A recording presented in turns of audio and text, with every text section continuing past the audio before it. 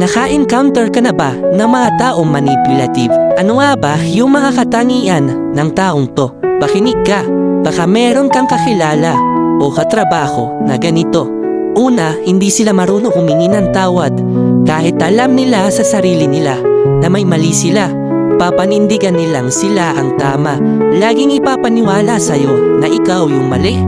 Ganyan ang ugali ng manipulators. Pangalawa, marami silang excuses. Mahilig sila mangako at hindi naman nila tinutupad. In short, puro salita lang. Pangatlo, ginagamit nila yung kahinaan mo sa'yo.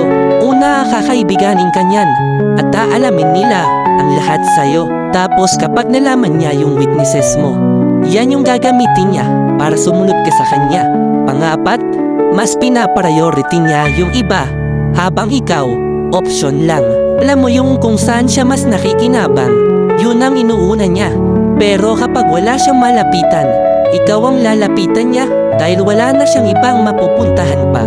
Panglima, kinokontrol ka niya. Yung lahat ng gusto niya, kailangan sundin mo. Kasi kapag hindi mo siya sinunod, hindi ka na niya ituturing na kaibigan. At panghuli, they always play victim.